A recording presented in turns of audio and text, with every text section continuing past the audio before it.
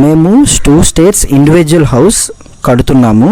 ముహూర్తం కారణంగా పిల్లర్స్ వేసిన 2 డేస్ నుంచే సెంటరింగ్ మొదలు పెట్టడం వల్ల వాటరింగ్ చెయ్యలేదు. పిల్లర్స్ స్ట్రాంగ్గా ఉంటాయా?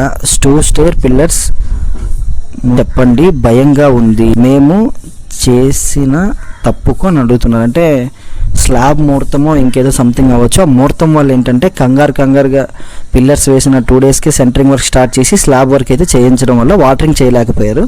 అదేవిధంగా సెంటరింగ్ వర్క్ జరుగుతున్నప్పుడు వాటర్ నీళ్ళు కొడితే ఒప్పుకోరండి డెఫినెట్గా. సో దానికి భయంగా ఉందంటే దానికి ఏమీ అయిపోదు, కానీ దానికి ఉన్న స్ట్రెంగ్త్ మనం వాటరింగ్ చేస్తేనే పిల్లర్స్కి స్ట్రెంగ్త్ ఉంటుందండి. సో జీవితాంతం ఉండాల్సిన ఇంటికి ఆ ముహూర్తాల గురించి అని చెప్పేసి చాలామంది ఇలానే ఇదే తప్పు చేస్తున్నారు. దానికి ఇవ్వాల్సిన బలం దానికి ఉండదండి. ఇప్పుడు మనమైనా సరే అంతేని, తినాల్సిన టైంకి మనం ఫుడ్ తింటే బాగుంటుంది, లేకపోతే లేనిపోయిన సమస్యలు వస్తాయి కదా, ఆ విధంగా అనమాట.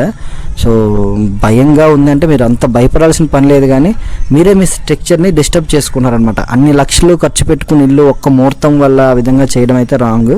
సో డెఫినెట్గా మీరు స్లాబ్ ఆర్సీసీ వర్క్ ఏదైనా సరే, కాంక్రీట్ వర్క్ చేసినా, బ్రిక్ వర్క్ చేసినా, ప్లాస్టింగ్స్ చేసినా, ఏదైనా సరే ఇల్లు అనేది మనం వాడే సిమెంట్ బట్టి, ఓపీసీ ఆర్ పీపీసీ బట్టి, మీరు ఓపీసీ సిమెంట్ వాడినట్లయితే క్యూరింగ్ ఒక 5 డేస్ 6 డేస్ చేసి మిగతా వర్క్లు స్టార్ట్ చేయొచ్చు. కానీ పీపీసీ వాడినట్లయితే మాత్రం ఒక 14 డేస్ వరకు క్యూరింగ్ అయితే చేయాలి. సో ఇప్పుడున్న రోజుల్లో అన్ని రోజులకు క్యూరింగ్ చేయకపోయినా అట్లీస్ట్ ఒక 1 వీక్ అయినా సరే ప్లాస్టింగ్ కానీ, బ్రిక్ వర్క్ కానీ, ఈ విధంగా కాలమ్స్ కానీ ఏదైనా సరే వాటరింగ్ అనేది చేయండి. వాటరింగ్ చేయించడం చాలా మంచిది. సెంటరింగ్ వర్క్ అయిపోయి స్లాబ్ వేసిన వెంటనే పిల్లర్స్ అనేవి బాగా తడపండి. తడపడం అయితే చాలా ఇంపార్టెంట్. ఓకేనా?